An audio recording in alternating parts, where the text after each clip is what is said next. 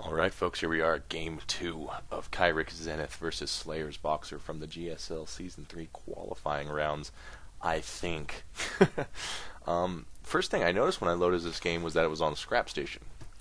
Scrap Station is almost universally considered a Zerg-friendly map, a very Zerg-friendly map. And since Slayers'Boxer lost the first game, that would mean he picked Scrap Station, unless these games are mislabeled. This one's definitely labeled Game 2.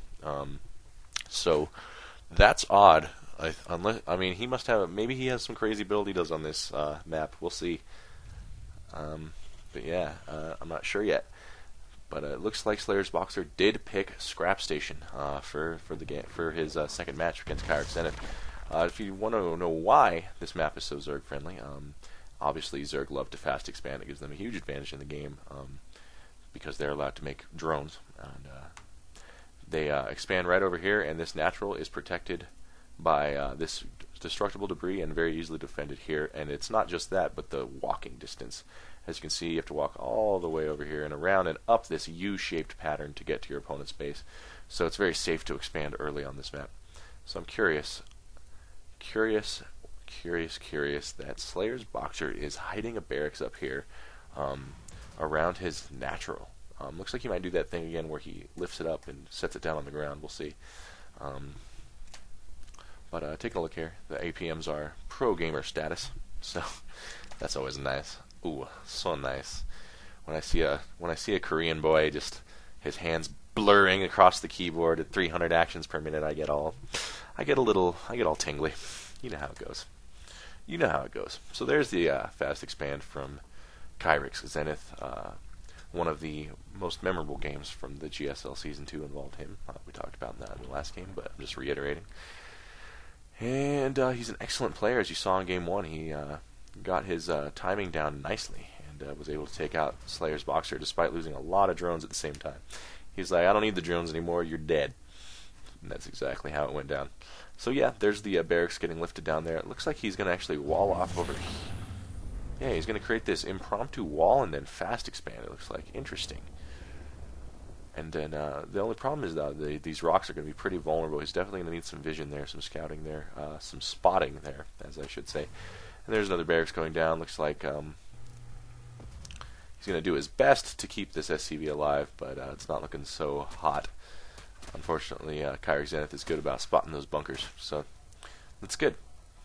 Marines just going over here and claiming the watchtower since they know. And he waited to cancel the bunker just to make the drones mine less. It's a good call. He wasn't intending to do anything with it once he realized once the drones got at it, there was really nothing he could do with it. So what's that clanking noise? I was like, oh, it's this cool Vespine grinder machine clanking on the map. Nice. Maps are very cool in this game, by the way. There's Automaton 2000, the cutest little fella in StarCraft 2. That was my Automaton 2000 impression for everyone, just in case you were wondering. And yeah, just droning up his KyrixZenith. In the meantime, Marines going down for Slayers'Boxer. This is an interesting thing. I don't think I have the gumption to pull this kind of build off. I thought with this build he would already be making his command center though, but he's not. He's just continuing to pump Marines. Looks like he's going to put some early pressure on and then try to expand. And looks like that's exactly what's going to happen right about now. 4 Zerglings and Zergling speed being upgraded for KyrixZenith. He needs to keep this SCV alive because he can get a bunker thrown down. That's going to be pretty devastating. But he is leading with the SCV. That's good. They absorb Zergling hits, but if you can.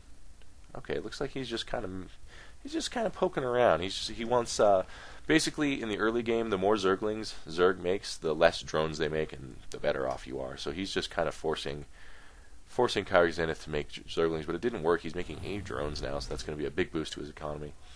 No more wall off. He's going to actually. Ooh, these Marines are going to get killed. Throws down the wall again and protects his Marines. That's pretty cool. I really like what he's doing. I think it's a pretty cool build.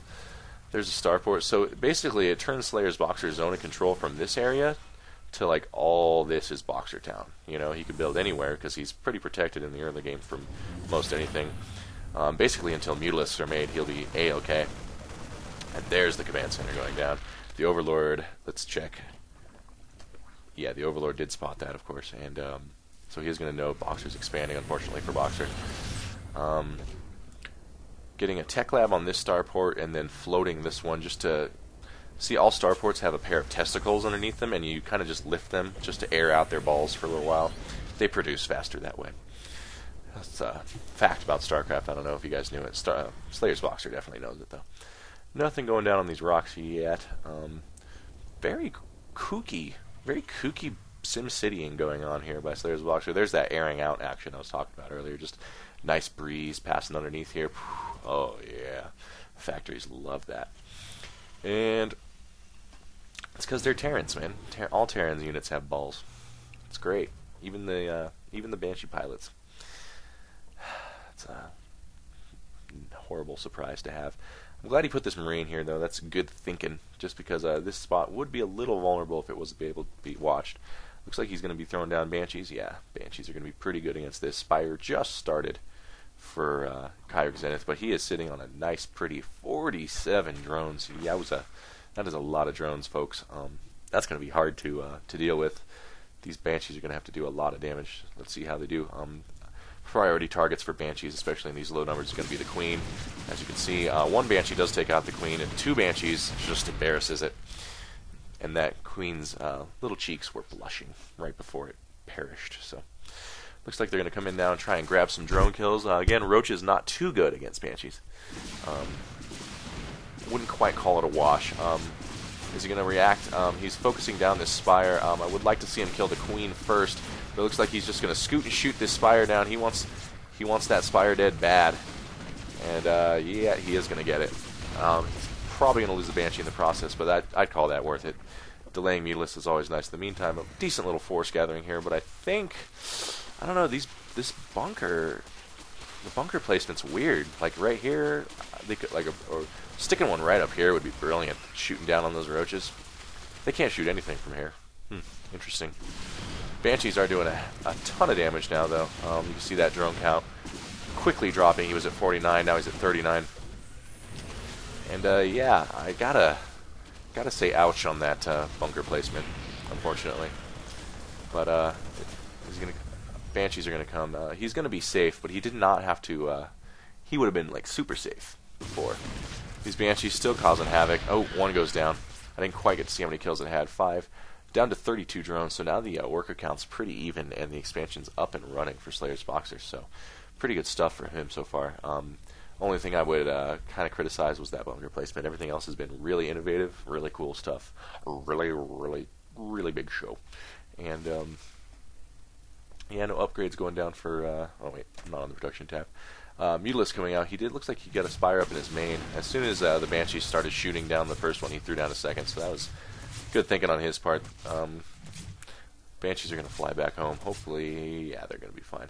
And there's a butt ton of Mutalisks coming out. We're going to see how prepared. The main isn't prepared at all for that. That's going to be pretty devastating if he flies in there. We'll see what he does with them. Cloak going down for the Banshees, and look at that. He will be prepared fairly soon as the Thor is coming out. But the Thor can only cover so much ground, and Mutalisks are very, very speedy units. And they don't have the hindrance of having to, like, touch the ground. So they don't have to, like, walk around stuff, which is pretty cool. Makes them even faster. Thor's almost finished, but in the meantime, these Mutalisks are going to have a field day, a smorgasbord even. So time to even out that, time to give Zerg that drone advantage again. Oh, damn it, he got those turrets up way too late. He didn't expect the second Spire to be finished so soon. He thought he had a little time to work with, but KyrixZenith very smartly making that second Spire right as the first one started getting hit. Obviously, this is not a good zone for Mutalisks to be in. And yeah, it looks like these Mutalisks are going to be forced to fly down here again, and hopefully these turrets, actually, he doesn't have a turret in the back. Oh, no, he has one in the middle. He'll be fine. The Thor didn't move an inch. He didn't even use the Thor. He knows how good turrets are. And yeah, just upgrades and drones happening. Ooh, and look at that. That's going to be a back-breaking maneuver for Slayers'Boxer. If he does not discover that soon, that gold expansion is going to be such a huge boon to the Zerg economy that no emperor of man or beast can stand against it. Thor taking a nice pot shot. regular Thor. Really, Slayers'Boxer? I don't know. They probably don't allow the collector's edition Thor in the GSL. Might be a little like some Korean didn't know that you could get that, and it would like totally throw him off his game when he saw it. Like, ah, nani? And that was Japanese, but whatever. Totally freak out if he saw a collector's edition Thor. He'd just GG out. He'd be like, he has units no other man has access to. And yeah, that's probably why you don't see collector's edition Thors in the GSL. I don't know. I don't know what I'm talking about.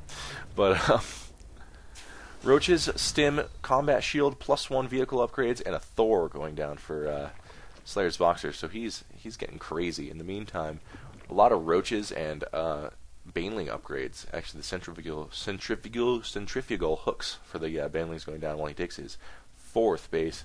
And this has been up and mining handsomely for now a little while. And Slayers'Boxer is going to start paying the price unless he starts getting a little bit more aggressive. Unfortunately for him. And look at this production tab for Zerg. He's making everything, man. He's got hoes in different area codes. Each one of these little boxes is a hoe, just so you guys know. And looks like he's going to take down the wall now. That's what I was thinking he should do. It will make him a little bit more vulnerable.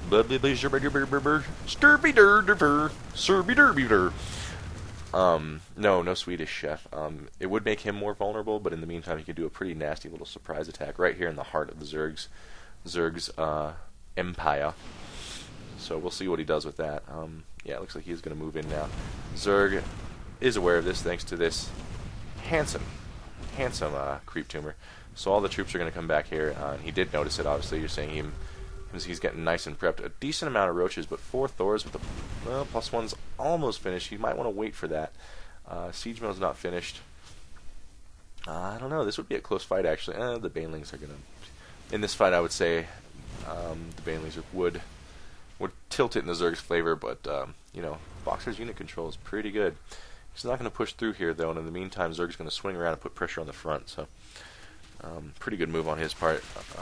Yeah, and here they come now. Wow, that's a big force, but it's a pretty clogged area here. Siege mode did just finish. That's good for Slayers'Boxer, so he's able to push that back. Zerg did not commit, which I gotta say was a pretty smart move on his part. But now Boxer's kind of got himself and backed himself into a corner here. He can't really safely leave anymore because of this front being so vulnerable. And if he stays in defense, he's eventually just going to get overrun by this amazing Zerg economy. As you can see, wow, holy crap, 1,500 more income for the Zerg right now. That's pretty nasty. Here comes a big clash. They're out of the range of the tanks. He does run the Marines back, so that's good. But he temporarily saves the Thors, but the Mutas are taking shots at the... Oh, wow, that's too many Roaches. Marines are shooting down now, and it's looking grim for the Emperor because... the economy of Zerg is kicking in heavily now, and he's taking down this wall. Like I said, it was a bit of that double-edged sword because he kind of took away his positional advantage. He was turtling pretty nicely here. He's a really good harassment player. He could have just kept turtling and harassed, but he doesn't know about this base, unfortunately. If he had known about it, he does know about it. If he had known about it sooner, he would have definitely been dropping Hellions on it or something akin to that, but unfortunately, it's a little late. We'll see how he does. Here comes a nice little push. I like the Thor up here just to shoot down from the cliff at any ground troops that might come. Focuses down the hatchery, really nice. He needs to load this up. There's no reason to stay here anymore. Oh no, but the Mutilas fly right over the dropships. That's really bad. Oh, that's painful. That's painful. Mutilas providing vision. Fortunately, he's going to save a few of his troops, and it wasn't too painful for him. He does get his 4th up, but it's a very naked, vulnerable 4th. And I know a lot of my viewers know what it's like to be naked and vulnerable. It's not pretty. Not pretty, man. And, yeah, the economy of Zerg is just, has been knocked down a couple pegs. But as you can see, this main is mined out, and this one is getting there. So pretty soon, Slayers'Boxer is going to be 1 base in it. And that's not good, man. Especially against a booming Zerg like this. This Zerg is Boomtown right now, and there's not a lot that Boxer can do about it. He's just going to leave these drones long distance mining. He knows that hatchery will come back up eventually. Interesting.